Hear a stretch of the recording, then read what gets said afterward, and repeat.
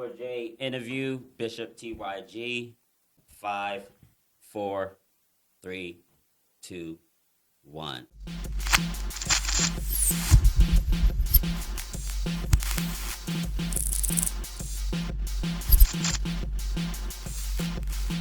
All right, BishipTYG. Yeah. So, actually, it's good to see you, my man. It's been a little minute. Yeah, it has been a minute. I think the last time we saw each other was in 2019. So we made it through 2020. So it's good to see you in 21. Yeah. How was that for you? I mean, still busy actually. Mm-hmm. Oh, okay. Still busy. Actually it picked up. Oh, okay. Yeah. Well, that's dope. But as far as everything else, as far as just regular life outside of work and everything like that, no issues with 2020. Oh, no issues at all. Yeah, everything been good. Yeah. All right, cool. So I was always kind of interested in your name. So just break that down, BishipTYG. Bishop the Young God, just an alias name, I go by. And, Bishop, actually that came from my mom, from the movie Juice. Okay. Tupac, Tupac, yeah. Yeah, I was born in 1992. Okay. So, I kept the name, I always, before every artist had a name. Exactly. You know what I'm saying? Exactly. But it's a guy that I always looked up to in music. Uh-huh. From around my neighborhood locale, he actually was like, man, why don't you just keep your regular name? It's dope. You know what I'm saying? It's dope. He's like, why don't you keep your regular name? Uh-huh. And I'm like, you know what? Yeah, you know what? I will. You know Actually, what I mean? So it's kind of unique. It's kind of unique. I mean, even through school, coming up through school, some teachers that like me, some didn't, but some like, who is Bishop? Reading down the name, everybody call their name out. Who is this Bishop? Like, who name is Bishop? You know what I'm saying? So I kind of like when artists still, use a little bit of them in their artistry. You know what I mean? Where it's not all just a moniker. You know what I mean? Or something like that. So where does the TYG fit in? TYG, I mean, actually I study a little bit, not a lot, but I kind of take some from the 5%ers. Okay. I kind of like they. Okay. How cause they real strict on. Indeed. On far as they building they self up and stuff like that, and I like that. Trying to keep it positive. Yeah, and I like that. So. Which is something that's interesting as well because, I noticed that your music isn't. There is some vibes. You know what I'm saying? It isn't just hey, shoot 'em up. This hey, club party, so this, And sometimes, I get into that. And, I mean, come on, everybody, you want to have fun. You don't want to be super preachy and stuff like that. But, it's a time for that. And then again, it's the time to stay on the True, because one of my favorite songs, path. Yeah. You guys are kind of, it is kind of hard, you know what I'm saying? But still, even then, it can still be vibes. It doesn't always have to be, even within the content matter. I notice that you still have vibes in your lyrical delivery and things like that. Is not like I said. Remember, we were talking to you earlier. I like the way that basically, like you deliver your lines. Like understand your words. You putting sentences together. You know what I'm saying. You're not just making sounds. You know what I'm saying. Yeah, so, man. which is and how important is that? You know what I mean for you.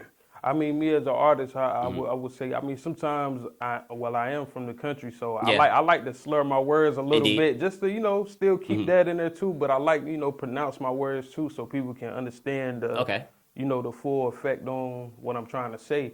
But I love to throw some slang in there because every once in a while you can rhyme a word that don't supposed to be rhymed with. You know what I'm saying? I can get away with it because I'm country, so it's kind of funny. Yeah, so I like but far as picking. I'm really like into details, like with syllables and words. Like I'm really into details with that. So sentences matter. Yeah, you know what I mean. Sentences matter. Yeah, that's so speaking from the country, so where are you from? From Duplin County, North Carolina. Oh, okay. Yeah, Green Evers. What would you say is the closest major city? The closest major city, I would say Wilmington. So we right there, Wilmington. Oh, wow. Jacksonville.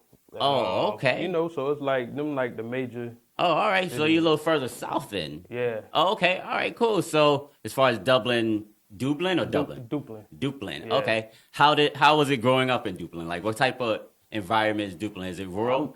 Well, I mean, it just depends on all of it in Duplin County, it got its rough areas and there's other areas too, but you know, it's like, it's all in like parenting too. Okay. Because I mean, you can conceal your children up to a certain extent, you know what I'm saying? Yeah. So it's like, I mean, growing up, you know, moving from household to household, family members, you know, but, you know, parents did this and did that for everybody that's around my neighborhood. Everybody, parents, it's only probably a couple of people that had their mother and father together. I mean, almost like every black household kind of. But, you know, that was kind of like how I grew up. First it was with my mom to about 10 years old. Yeah. Then my mom got into some trouble, so I had to move with my grandma. Well, so you know, so it's just like you know. You know, I believe you said you were born in 92. Yeah, 92. You know, so actually I have a son that's like yeah. your age. So, you know, generations, you know, raised by my mom, raised by my grandmother. You get what I'm saying? So I know exactly how it is. So in terms of the environment that you grew in, what you say is like an old country town? Or It's a country. It's country. I mean, if I wanted to walk from my house to the store, it would take, you know, about 30 to 45 there's no minutes. corner store. And ain't no, unless you make a path through the woods or something, you might can get there a little quicker, but yeah. Then what kind of inspirations do you normally find growing up in Duplin? Well, like I said, it was a guy that was before me that was 10 years older than me that was rapping, but I always was into, you know, music. My mom, the household was Erykah Badu, Jill Scott, and she played like the Arabic, like Bible and stuff like, you know, just Arabic music too also. And at this time we're probably talking like 2004, 2005, you're like 15, 16. Well, right I'm now. talking from there up to like 10, remember I said so up in that area she was always would play, you know, play that. And then when I got with my grandmother further on, it was more around my dad, a little more with DMX. Oh, all right. DMX. So that's where the hardness comes in. The dog fighting era. So you go from neo soul to DMX to Nas to Jay-Z. Okay. You know, so that's why all the influence that you may hear in the songs is like, you know, you kind of you're going to consume what's around you. Being in Duplin around this time, like I said, you're a teenager, you're getting into hip hop. How is it likely for someone from Duplin to be able to get into music? Was it something that you thought that, okay, yeah, this is something I could do, all I got to do is just do this, that, and the other? Or was it like, hey, this would be fun, you know what I mean? Oh, well, it actually started like, I was always rapping or whatever, but I could tell this funny story. I was at my cousin Trey house, RP Trey. He was at, you know, just in his room, just writing and stuff like that. And as I'm writing, folding the paper up, putting it in my pocket, you know, just... You know, read it over or whatever. Get your rhymes right. Yeah, get my rhymes right. But I ain't have my vocabulary wasn't as big. So the next morning, his mother found it, washed the clothes, took it out, reading it. Oh man, all I was finding was bitch shit. Like them the only words I knew how to rhyme. So it was like, you know, it was funny. I'm gonna whip your ass. Took off running. You know, that's just a fun. It was more DMX than Erykah Badu. It was more DMX than Erykah Badu. But you know, that was like, you know, my just thinking back to that was like more of the passion, because after I left from that incident, it was like thinking now was like, damn, I still continue to do it. You know what I'm saying? I didn't let nothing discourage me from doing it or whatever, and then my vocabulary grew.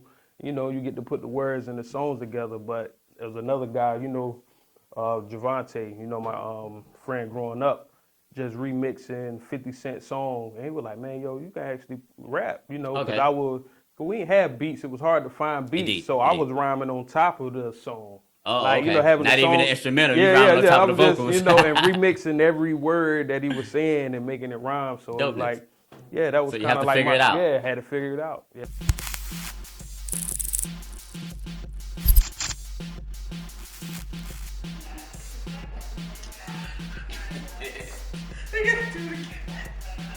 We gotta do it again.